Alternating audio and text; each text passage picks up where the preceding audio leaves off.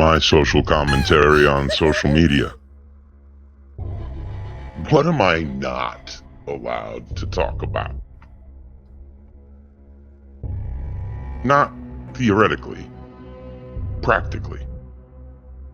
In the world we live in now, with its fragile expectations and unspoken emotional embargoes, where truth is tolerated only when it's tidy, and pain is welcome only when prettied up into poetry.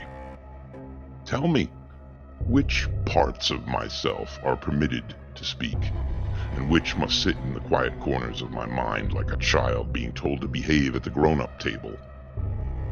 Can I talk about fear? Or will that make someone uncomfortable?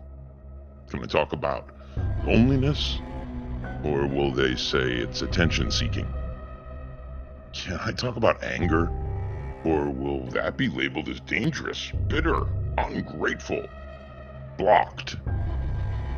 Can I talk about love that failed, faith that faltered, trust that shattered, hope that hurts to hold? Or does vulnerability violate some invisible social contract requiring us to smile politely through the storms that are drowning us? What am I not allowed to talk about? The nights I didn't sleep, the mornings I woke hollow, the thoughts I swallowed whole, so no one else had to taste their bitterness with me. Am I forbidden from saying, sometimes I don't feel like enough? Or, some wounds don't ever really close? Or, I'm grieving things that never got a funeral because no one even knew they died? Too dramatic, too depressing, too honest. We've built this culture of curated expressions. Presentable pain only, please. Choose from one of these emojis. Grief may enter, but must sit quietly in the back, and if you get out of line, you will be asked to leave. Joy is allowed if it isn't excessive. Sadness only if it's short. Anger only if it's aesthetic. Truth only if it's agreeable. We do not talk, we decorate. We do not feel, we filter.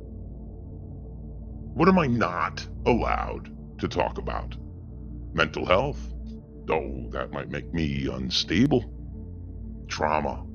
Well, someone else might say it's dwelling. Identity? People might decide that I need to choose a box to fit into. Politics?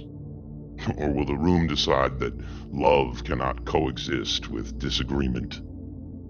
Privilege? Well, people might hear accusation instead of awareness. Race, or religion, or relationships, or regret, without any army of opinions rising before understanding tries to follow? Why must my truth survive interrogation before it's allowed to exist? Why are we praised for speaking out only when the story has a palatable ending? We're encouraged to be authentic, but punished for being unpolished. We cheer vulnerability, then hide from it when it starts to resemble our own reflection. We want real, as long as reality isn't too raw.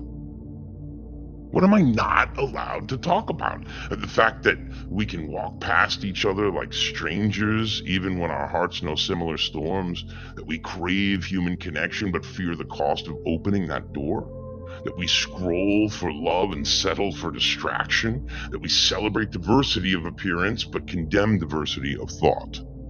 We say, speak your mind, but add silent footnotes, as long as it's pretty, popular, politically correct, palatable for public consumption, etc., etc., etc. Share your truth, but only the version that won't make someone uncomfortable. Everyone gets a trophy. Cry, but quietly. Scream, but into a pillow. Bleed, but behind closed doors, please. What am I not allowed to talk about? Everything that we need to talk about the most, probably. So here's my confession.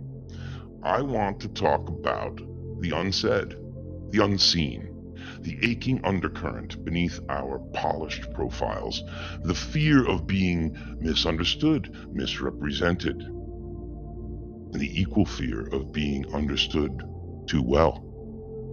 I want to talk about how we learn to perform being okay so we can forget how to admit when we aren't. How we applaud confidence and shame insecurity, though one costume and the other is truth. I want to talk about how silence becomes self-harm when expression is exiled, how we choke on swallowed sentences and call it maturity. I want to talk about all of that. But if society demands restraint, then let my rebellion be super simple. I will speak anyway. Not to provoke, but to peel back the pretense, not to offend, but to offer oxygen to suffocated conversations. Not to dominate, but to connect deeply, honestly, human to human. If discomfort arises, then let it arise. If truth trembles, let it tremble. If emotions overflow, let them flood the floor. Growth is rarely clean. Understanding is rarely quiet. Healing is rarely gentle. We cannot fix what we refuse to face. We cannot love what we do not know. We cannot know what we do not hear. So ask me again, what am I not allowed to talk about? My answer is still super simple. Anything unsaid is exactly what demands a voice. Anything forbidden is probably what needs to be freed. And anything silenced is what must be spoken. Not for shock, not for spectacle, but for connection, for compassion, for empathy, for conversation that matters. Because if we cannot speak truth, if we cannot heal, we cannot grow. If we cannot grow, we remain strangers in a world begging for understanding and connection. And I just refuse to live silently in a life meant for sound. So I will talk about all of it, not when permitted, but because I must. We must.